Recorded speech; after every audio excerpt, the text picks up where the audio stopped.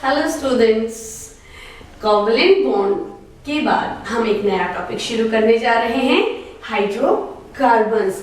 As the name suggest, hydrogen और carbon के जो कंपाउंड्स होते हैं उन्हें हम हाइड्रोकार्बन कहते हैं। अब ये क्या खास बात है कि हाइड्रोजन और कार्बन के ढेर सारे कंपाउंड्स बनते हैं। इसके पीछे नेचर है कार्बन का। कार्बन की क्या होती है? टेट्रावैलेंसी। टेट्रावैलेंसी ऑफ कार्बन, यानी कि कार्बन के आउटर मोस्ट शेल में 4 इलेक्ट्रॉन्स होते हैं। इसकी स्टेबिलिटी के लिए इसको या तो चारों इलेक्ट्रॉन लूज करने पड़ेंगे या 4 इलेक्ट्रॉन और गेन करने पड़ेंगे, जो कि पॉसिबल नहीं हो पाता है। तो इसका रास्ता इसने क्या निकाला? Covalent bonding.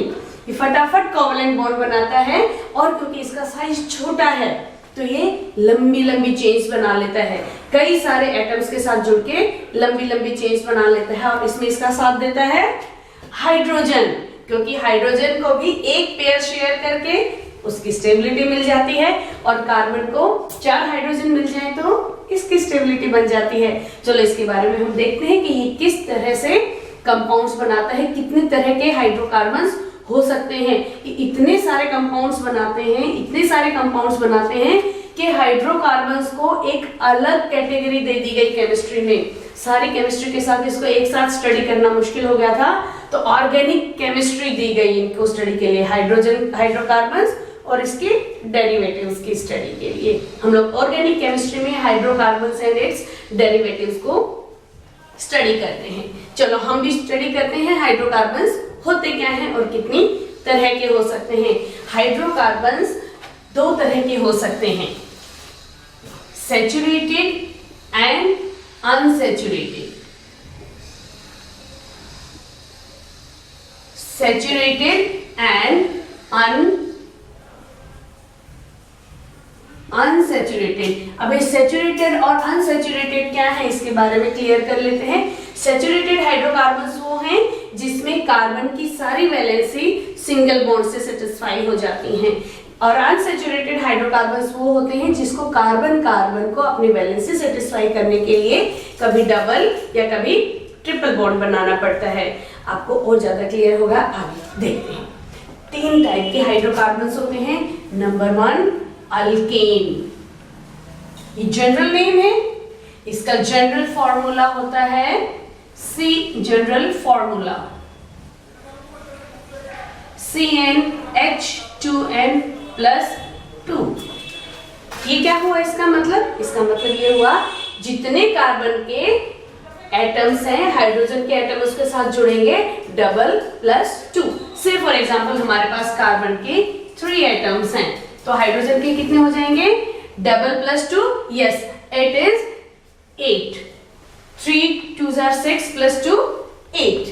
किसी भी कार्बन का, किसी भी अल्केन का हम फॉर्मूला इससे निकाल सकते हैं। जैसे मान लीजिए हमारे पास 2 कार्बन एटम है तो हाइड्रोजन हो जाएंगे 2 2s are 4 and +2 6। यस, दूसरा हमारे पास हाइड्रोकार्बन होता है अल्कीन, या फिर हम एक बार इनका स्ट्रक्चर बना के देख लेते हैं जिससे आपको और क्लियर हो जाएगा कि ये सैचुरेटेड है या अनसैचुरेटेड है। चलिए हम इसी का स्ट्रक्चर बना लेते हैं। 3 कार्बन एटम्स। तो सबसे पहला काम हमारा होता है स्केलेटन बनाने का। जितने भी कार्बन हैं उनको एक एक सिंगल बॉन्ड से हम पहले जोड़ देंगे। कार्बन कार्बन कार्बन, 3 कार्बन जुड़ गए हैं। अब हमारा काम है, हम देखें हमारे पास हाइड्रोजन कितने हैं। हमारे पास 8 हाइड्रोजन है। चलो देखते हैं कार्बन की टेट्रावैलेंसी पूरी होगी कि नहीं होगी। तुम्हें याद है ये सॉलिड लाइन किसको रिप्रेजेंट करती है? 1 कोवलेंट बॉन्ड, यानी कि 1 शेयर्ड पेयर ऑफ इलेक्ट्रॉन। यहाँ पे कार्बन ने अपना शेयर कर रखा है, यहाँ हाइड्रोजन शेयर करने के लिए एनफ है कि नहीं है देखते हैं। 8 हाइड्रोजन हैं, 1 2 3 4 5 6 7 8। यस, हो गए पूरे। चलो हाइड्रोजन हाइड्रोजन हाइड्रोजन, ये बन गया आपका स्ट्रक्चर किसका? 3 कार्बन है तो मिथ इथ प्रोप और एन क्या बनाइए? PROPANE, प्रोपेन का स्ट्रक्चर बन गया। फाइन, हम एक स्ट्रक्चर इसका भी बना लेते हैं। कितने कार्बन एटम्स हैं? 2। 1 कार्बन 2 कार्बन, टेट्रावैलेंसी कार्बन की बना लें। यस, अब हमारे हमारा काम है, हम देखें हमारे पास कितने हाइड्रोजन है, 6, 1 2 3 4 5 6 कंप्लीट हो गई। ये सिंगल बॉन्ड से ही सारी वैलेंसी हमारी कंप्लीट हो रही है, तो ये हो जाएगा अल्कीन। और क्योंकि सिंगल बॉन्ड है सब जगह, किसमें आएगा ये, सैचुरेटेड हाइड्रोकार्बन में। जब सिर्फ सिंगल बॉन्ड होते हैं प्रेजेंट तो ये सैचुरेटेड हाइड्रोकार्बन में आता है। नाइस। और ये क्या हो जाएगा, इसका नाम मिथ इथ, इथ एन। अगर सिंगल बॉन्ड है तो एन, इथेन। इसका नाम क्या हो जाएगा, ETHANE, ethane. Very good. Now second के बारे में हम बात करते हैं। दूसरा हाइड्रोकार्बन कौन सा हो गया, जिसको हम बोलते हैं एल्कीन, ALKENE। एल्कीन, एल्कीन का जनरल फॉर्मूला होता है CnH2n। तो अगर हम 3 कार्बन एटम वाले एल्कीन का फॉर्मूला बनाएंगे तो कितना होगा, C3H6, या फिर 2 का बनाए तो C2H4। इसका स्ट्रक्चर बना के देखते हैं। चलो 3 कार्बन एटम का हमारा काम क्या था, सबसे पहले हर कार्बन को सिंगल बॉन्ड से जोड़ दें। 3 कार्बन है तो 1 2 3। नाउ अब इसकी टेट्रावैलेंसी बना देते हैं सॉलिड लाइन से। अब हमें क्या चेक करना है, हमारे पास कितने हाइड्रोजन है, 6 हाइड्रोजन है, वैलेंसी 8 है, तो ये तो कंप्लीट नहीं कर पाएगी। चलो देखते हैं, हम 6 तो एडजस्ट करें, उसके बाद देखते हैं ये कैसे काम करेंगे। 1 2 3 4 5 एंड 6, राइट। 2 कार्बन की एक एक वैलेंसी अनसेटिस्फाइड रह गई है, यानी कि दोनों के पास एक एक इलेक्ट्रॉन है लेकिन शेयर करने के लिए हाइड्रोजन नहीं है। तो ये क्या करेंगे, आपस में ही शेयर कर लेंगे। तो कौन सा बॉन्ड बना लेंगे, डबल कोवेलेंट बॉन्ड। तो यहाँ पे जब मिनिमम कार्बन कार्बन के बीच में मिनिमम एक डबल बॉन्ड हो तो वो अल्केन की कैटेगरी में आ जाता है, और इसका नाम क्या हो जाएगा, मिथ इथ प्रोप, प्रोपीन, PROPENE, प्रोपीन। इस तरह से आप कितने भी स्ट्रक्चर इसके बना सकते हैं। तीसरी कैटेगरी और देख लें हम लोग, ALKYNE, एल्काइन, एन आइन। आइन का जनरल फॉर्मूला CnH2n-2। तो 3 कार्बन एटम वाला कोई अल्काइन है तो उसका मॉलिक्यूलर फॉर्मूला हो जाएगा C3H, 3 2 6 -2 is 4, यस, C3H4। अगर 2 है तो 2 2 4 -2 2, हाइड्रोजन भी कितने हो गए, 2 हो गए। चलो इसका स्ट्रक्चर बना के देखते हैं और क्लैरिटी के लिए।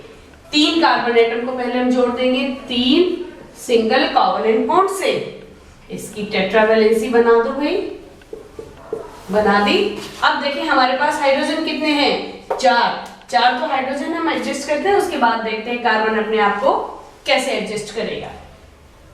1 2 3 एंड 4। अब देखो इसकी वैलेंसी पूरी हो गई है, लेकिन इसकी और इसकी दोनों की वैलेंसी में इन दोनों का भी 2 इलेक्ट्रॉन्स की और जरूरत है। 2 electrons are required to complete its valency. तो ऐसी सिचुएशन में ये क्या करेंगे, इनके पास तो शेयरिंग के लिए हैं इलेक्ट्रॉन्स, इसके पास भी 2 इलेक्ट्रॉन है जो ये शेयर कर सकता है, इसके पास भी 2 इलेक्ट्रॉन है जो ये शेयर कर सकता है, लेकिन हाइड्रोजन नहीं है। तो ये क्या करेंगे, आपस में शेयर कर लेंगे, आपस में शेयर कर लेंगे और क्या बना देंगे, ट्रिपल कोवेलेंट बॉन्ड। तो वो हाइड्रोकार्बन्स जिनमें मिनिमम एक कार्बन कार्बन ट्रिपल बॉन्ड होता है उन्हें हम कहते हैं अल्काइन। इसका नाम क्या हो जाएगा, मिथ इथ प्रोपाइन, प्रोपाइन, PROPYNE। आपको क्लियर हो गया है। एन यानी कि सारे के सारे कार्बन सिंगल कोवेलेंट बॉन्ड से जुड़े हुए हैं।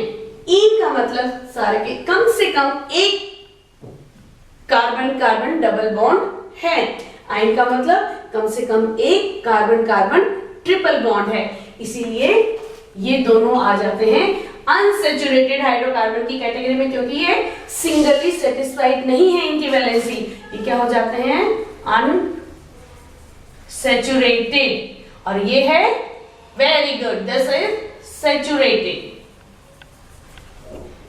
क्योंकि इसकी वैलेंसी, अल्केन की वैलेंसी सिंगल बॉन्ड से सेटिस्फाई हो जाती है।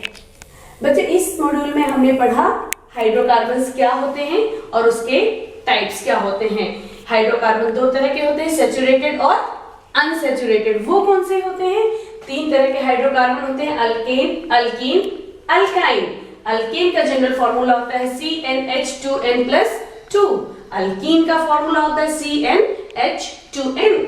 अल्काइन का होता है CnH2n-2। अल्केन सारे कार्बन सिंगल बॉन्ड से जुड़े होते हैं। अल्कीन में कम से कम 2 कार्बन डबल बॉन्ड से जुड़े होते हैं। अल्काइन में कम से कम एक ट्रिपल बॉन्ड प्रेजेंट होता है। तो ये हो जाते हैं, क्योंकि डबल और ट्रिपल बॉन्ड प्रेजेंट होते हैं तो ये अनसैचुरेटेड की कैटेगरी में आते हैं, और क्योंकि इसमें सारे ही सिंगल बॉन्ड होते हैं तो ये सैचुरेटेड की कैटेगरी में आता है। स्टूडेंट्स, अगले मॉड्यूल में हम बात करेंगे आइसोमेरिज्म की। हम इन हाइड्रोकार्बन्स के स्ट्रक्चर बनाएंगे, कितने पॉसिबल स्ट्रक्चर्स बन सकते हैं उसके बारे में बात करेंगे।